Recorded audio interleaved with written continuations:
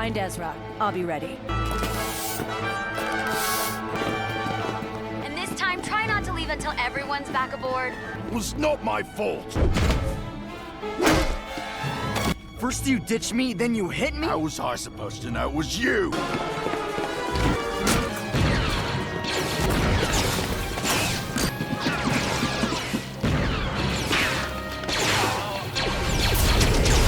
Not let them... Cover!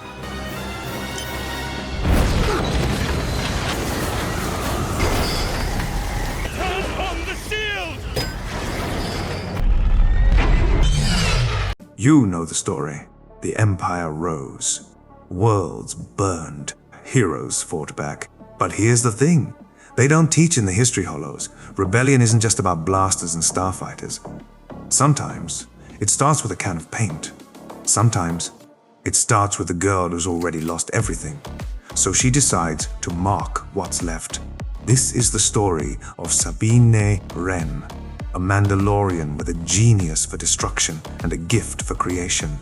A kid who built weapons for the Empire, then burned down the blueprint.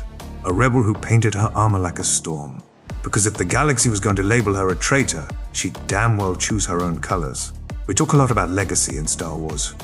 The Skywalkers, the Jedi, the Sith. But what about the ones who don't carry lightsabers or thrones? What about the ones who carry regret and turn it into something worth fighting for?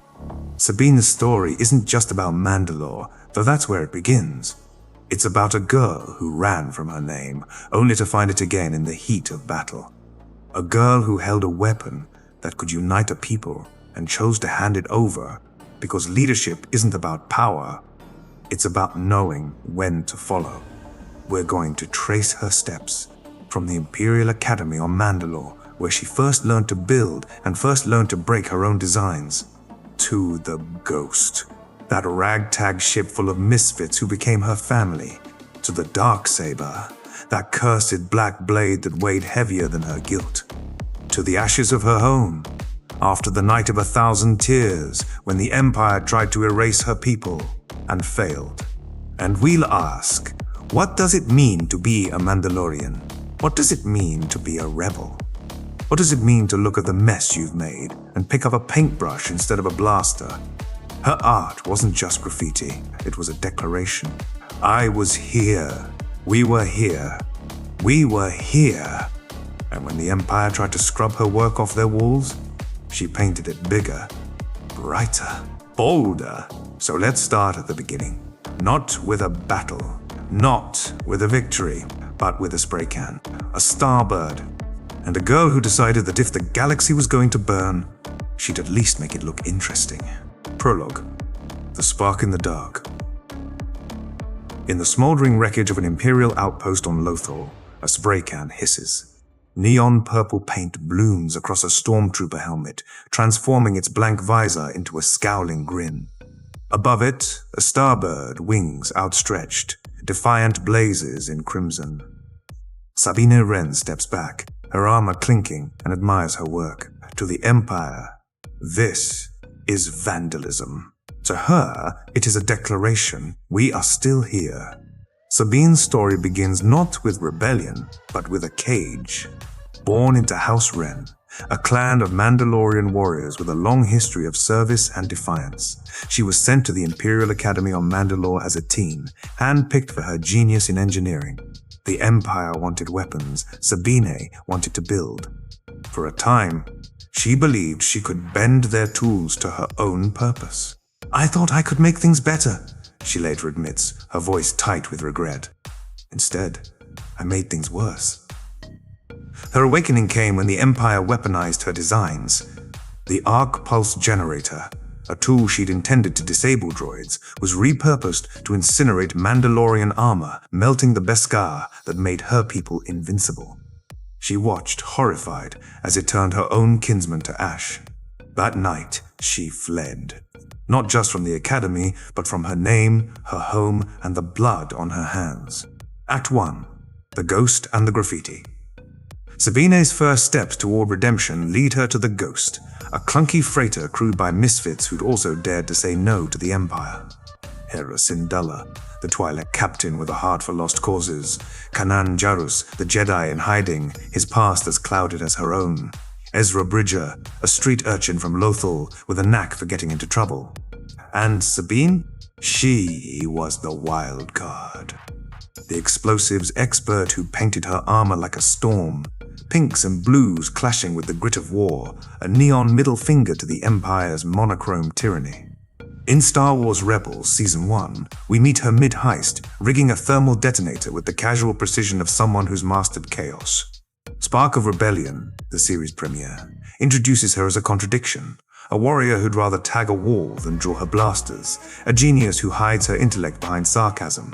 When Ezra teases her about her art, she snaps, "It's not just pretty, it's a message."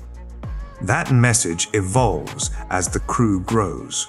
In Out of Darkness, she confesses her fear of water, a trauma from a failed mission, and relies on Hera to pull her to safety, learning that vulnerability isn't weakness. In Blood Sisters, she confronts Ketsu Onyo, her childhood friend turned bounty hunter, and realizes that loyalty isn't about never leaving, but about coming back. When Ketsu asks why she bothers fighting, Sabine's answer is quiet, unshakable. Because someone has to. Act 2. The Weight of a Weapon. By Season 2, the Empire's grip on Mandalore tightens. Gar Saxon, a former ally of House Wren turned Imperial puppet, rules with an iron fist, and Sabine's family, her mother Ursa, her brother Tristan, has aligned with him to survive. When the Ghost Crew is sent to rescue a Mandalorian prisoner, Sabine hesitates. "Mandalore's a mess," she says, voice sharp. "I left it behind for a reason." But the past has a way of finding her. The prisoner is her father, Ulrich Wren, and his captor is Saxon himself, wielding a weapon that makes Sabine's blood run cold, the Darksaber. A black-bladed lightsaber forged by Tade Vizsla, the first Mandalorian Jedi. It is more than a weapon. It is a symbol. To wield it is to claim leadership of Mandalore.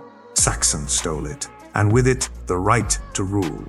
Sabine's reckoning comes in Rebels Season 3, in Trials of the Darksaber. Kanan, sensing her connection to Mandalore's fate, forces her to confront the weapon and her guilt. "This isn't about fighting," he tells her as she struggles to lift it. "It's about letting go." The training is brutal. She sees visions of the arc pulse generator, of the faces of those she failed. But Kanan refuses to let her quit. "You think you're the only one with regrets?" he asks. "We all carry them. The question is, what do we do with them?" She answers by reclaiming her name. In Legacy of Mandalore, Sabine returns home, the Darksaber in hand, and challenges Saxon. "I am Sabine Wren of House Wren," she shouts, her voice echoing through the Great Forge. "And I am here to free Mandalore." The duel is visceral. Blades clashing, Beskar sparking. When Saxon falls, she stands victorious. But the Darksaber feels like a curse. "I don't want to lead," she tells her mother. Ursa smiles. "Then teach someone who does." Act 3. The Choice of a Leader. Enter Bo-Katan Kryze, the former leader of the Night Owls, a Mandalorian faction dedicated to restoring their world. She has fought for decades to free Mandalore. But without the Darksaber, her claim to leadership is disputed. Sabine, seeing in her the strength and wisdom she lacks, makes a choice that defines her growth. She hands over the blade. "It should be yours," she says in Rebels Season 4's family reunion and farewell. "You've earned it." Bo-Katan's first act as leader is to rally the clans against the Empire. Sabine stands beside her, not as a successor, but as a soldier. In the battle for Sundari, the capital, she pilots her T-6 shuttle, its hull covered in her signature graffiti through Imperial blockade fire, laughing as she outmaneuvers Star Destroyers. "This is for Mandalore," she shouts, launching proton torpedoes. But victory is fleeting. The Empire, enraged, unleashes the Great Purge, the night of 1,000 tears, bombarding Mandalore until its surface is a wasteland. Sabine watches from orbit, helpless, as her home burns. We did everything right, she whispers. Ezra, placing a hand on her shoulder, says what they all know. Sometimes. Right isn't enough. In the aftermath, the Ghost Crew scatters. Ezra sacrifices himself to send Grand Admiral Thrawn into the unknown regions, saving Lothal but vanishing in the process. Sabine promises to find him. For years, she searches, her armor growing more weathered, her art fading. She settles on Lothal, tending to the memorials Ezra's friends built, waiting for a sign. Waiting for a sign! Epilogue. The Artist and the Apprentice. That sign comes in Ahsoka Season 1. Ashoka Tano, the former Jedi, arrives on Lothal, seeking Sabine's help. Thrawn has returned, and with him, the remnants of the Empire. To stop him, they need to find Ezra, and Sabine is the only one who can decode the star maps leading to his location. At first, she resists. I'm not a soldier anymore, she says, her voice flat. But Ahsoka sees the fire beneath the apathy. You never stopped being one, she says. You just forgot how to fight for yourself.